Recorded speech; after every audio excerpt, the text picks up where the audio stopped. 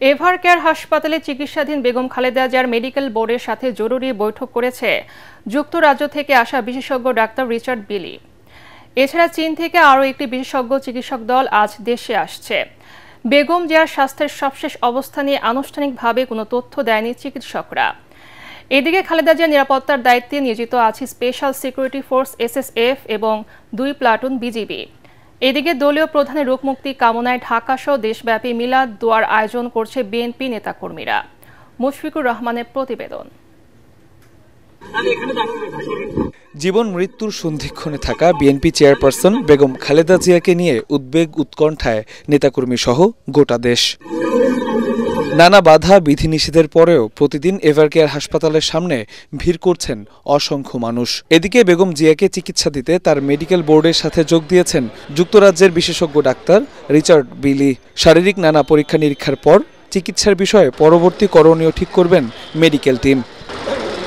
3 বারের সাবেক প্রধানমন্ত্রী বেগম খালেদা জিয়াকে বিশেষ গুরুত্বপূর্ণ ব্যক্তি ঘোষণার পর তার নিরাপত্তা বিধানে এভারকেয়ার হাসপাতালে দায়িত্ব পালন করছে স্পেশাল সিকিউরিটি ফোর্স SSF। বুধবার মোতায়েন করা হয়েছে 2 প্লাটুন বিজিবিও। এদিকে বেগম জিয়ার রোগমুক্তি কামনায় বিএনপির নেতাকর্মীদের আয়োজনে সারা দেশে মিলাদ মাহফিল, দান সদকা ও দোয়া অব্যাহত রয়েছে। রাজধানীর নয়াপল্টনে কেন্দ্রীয় কার্যালয়ের সামনে কৃষক দলের আয়োজনে দোয়া মাহফিলে দেশবাসীর দোয়ায় বেগম খালেদা জিয়া দ্রুত সুস্থ হয়ে আবারও দেশের অগ্রযাত্রায় নেতৃত্ব দেবেন বলে আশা প্রকাশ করেন দলের মুখপাত্র রুহুল কবির রিজভী। দেশ বিদেশের চিকিৎসকরা ছুটে আসছেন। আজকে দেশ বিদেশের বিভিন্ন রাষ্ট্রনায়করা, সরকার প্রধানরা তার সুস্থতার জন্য সেখান থেকে বার্তা দিচ্ছেন। আজকে দেশের সর্বস্তরের মানুষ, সরকার প্রত্যেকে তার সুস্থতার জন্য দাবি করছেন।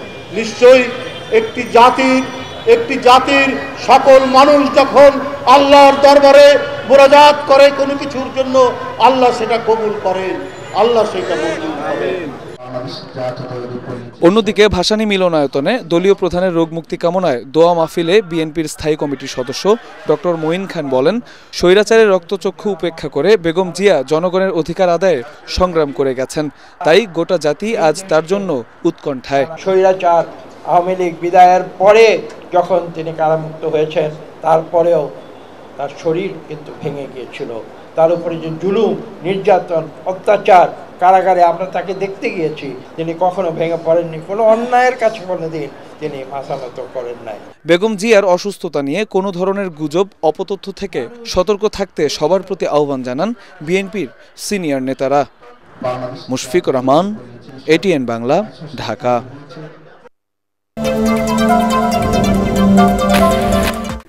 বিএনপি চেয়ারপারসন সাবেক প্রধানমন্ত্রী বেগম খালেদা জিয়ার সুস্থতা কামনায় বিশেষ মিলাদ ও দোয়া মাহফিল আয়োজন করে ATN বাংলা ও ATN নিউজ। এ সময় বেগম জিয়ার দ্রুত সুস্থতা কামনা করা হয়।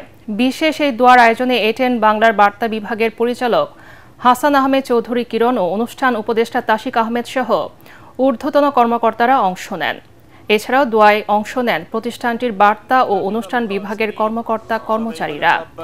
বিএনপি চেয়ারপারসন বেগম খালেদা জিয়া সুস্থ হয়ে অভিভাবক হিসেবে আবারও দেশকে যাতে নেতৃত্ব দিতে পারেন, তার জন্য মহান আল্লাহর কাছে দোয়া করেন ATN পরিবার।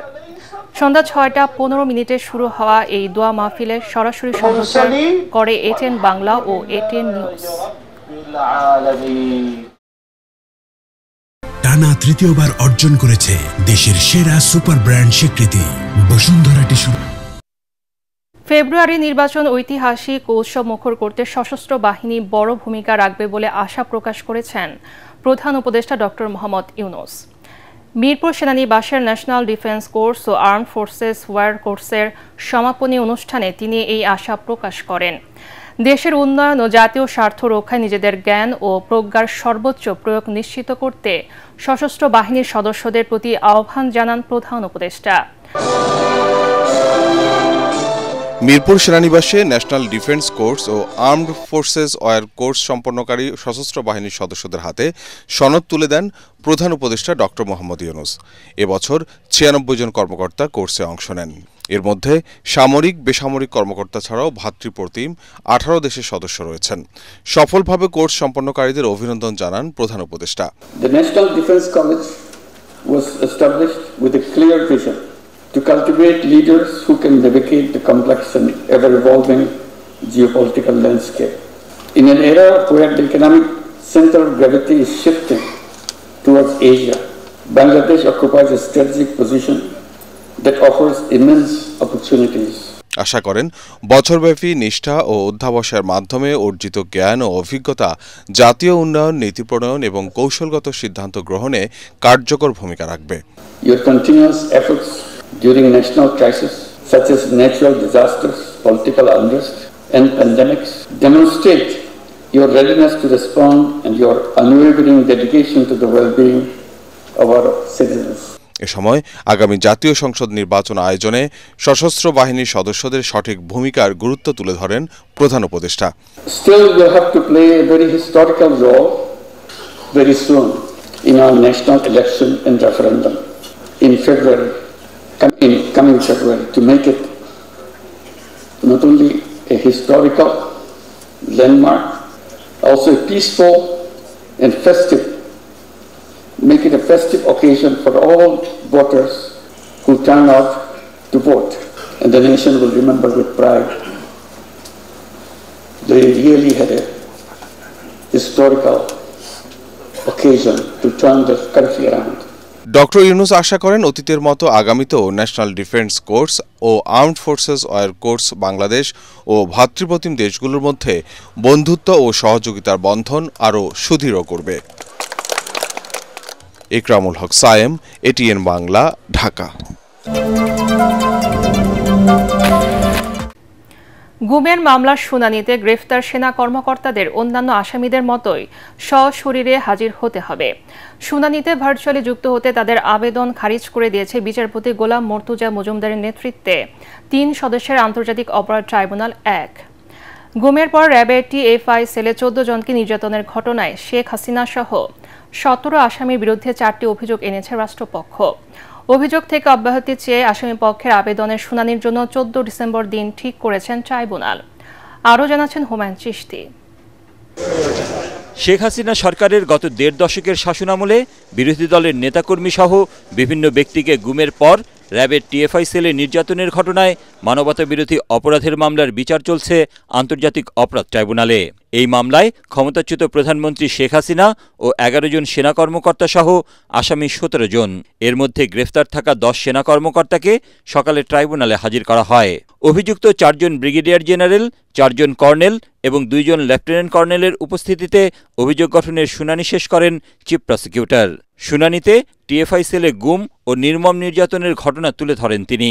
এই বন্দিশালায় 2টো ডেডিকেটেড টর্চার রুম ছিল, যেগুলো সাউন্ড প্রুফ ছিল। সেখানে নানান ধরনের টর্চার ম্যাটেরিয়াল দিয়ে সাজানো ছিল। সেখানে ছিল বৈদ্যুতিক ঘূর্ণায়মান চেয়ার, যেখানে আসামিকে বসিয়ে হাত পা বেঁধে বৈদ্যুতিক চেয়ারটাকে দ্রুত বেগে ঘোরানো হতো। স্টিলের মইয়ের মতো বেড সদৃশ এক ধরনের যন্ত্র, যেটার সাথে হাত পা বেঁধে ঘড়ির কাঁটার উল্টা দিকে যেভাবে ঘোরানো হয় সেরকম করে ঘোরানোর ব্যবস্থা ছিল। যৌনাঙ্গে ইলেকট্রোকিউট করার মতো যন্ত্রপাতি ছিল। ওয়াটার বোর্ডিংয়ের ব্যবস্থা ছিল।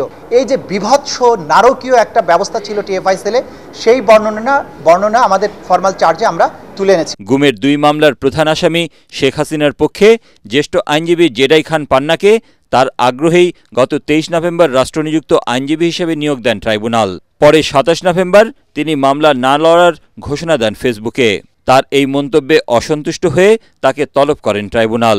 জনাব পান্না দায়িত্ব আদালত থেকে ওপেন কোর্টে নেয়ার পরে তিনি চিঠি লিখেছেন, যেটা আইনসম্মত হয়নি, এটা আদালত অবজারভেশন দিয়েছেন। নিয়োগপ্রাপ্ত হওয়ার পরে সোশ্যাল মিডিয়ায় বক্তব্য প্রদানের মাধ্যমে অনেকগুলো কথা বলেছেন, যেগুলো আদালত বলেছেন, যেগুলো কন্টেম্পশাস। আমার যে পজিশনটা হলো, একদিকে এই প্রসিকিউশনের দেখাই বলছে যে ওনাদের বাহিনী, এবং আরেকদিকে হলো আওয়ামী লীগের যে সাপোর্টার, তাদের দুই দিকের যে উক্তি, তারপর আমি স্যান্ডউইচ হয়ে গেছি।